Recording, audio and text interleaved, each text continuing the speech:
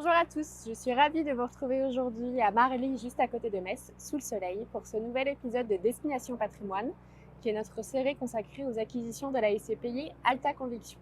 Aujourd'hui, je retrouve Grégoire, notre directeur des investissements, pour vous présenter notre toute récente acquisition, 2 entrepôts frigorifiques. Donc c'est le premier pas de la SCPI Alta Conviction dans le secteur de la logistique, et j'ai le plaisir de vous emmener avec moi. Vous venez ? Bonjour Grégoire. Bonjour Lynn. Tu viens d'acquérir pour le compte des associés de la SCPI Alta Conviction 2 entrepôts, l'un ici même à côté de Metz et un autre tout près de Lyon, à Chaponnay. Est-ce que tu peux me dire en quoi ce premier pas de la SCPI dans le secteur de la logistique est un premier pas important ?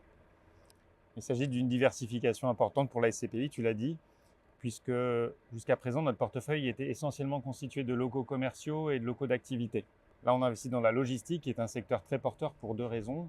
La première, c'est l'essor du e-commerce et les besoins constants et croissants en logistique de qualité pour les acteurs du marché. Le deuxième point, c'est la raréfaction des sites liée aux contraintes de zéro artificialisation des sols.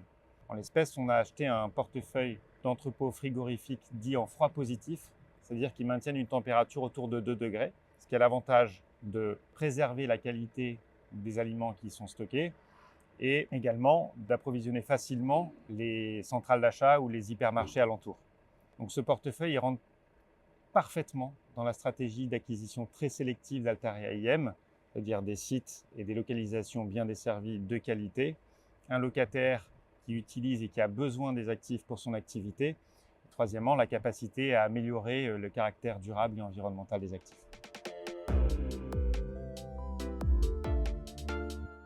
Grégoire, justement en parlant de locataire, peux-tu me dire qui est l'occupant des lieux ?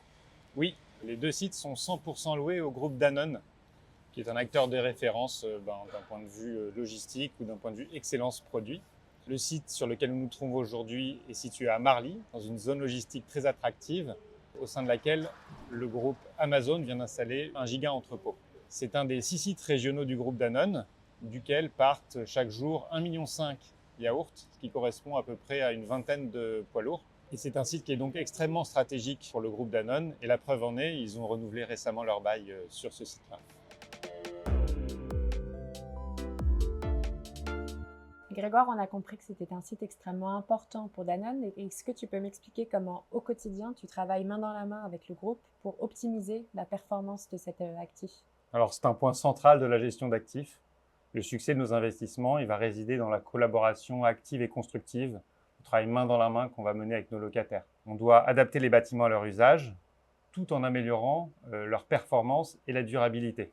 À titre d'exemple, à Chaponnay, on est en train d'installer des ombrières photovoltaïques. On réfléchit avec les locataires sur une extension potentielle du site. Merci beaucoup de nous avoir suivis à l'occasion de ce dernier épisode de Destination Patrimoine. Je suis ravie de vous y avoir retrouvé et je vous dis à très bientôt, en France ou ailleurs, pour suivre la suite de nos aventures. À bientôt!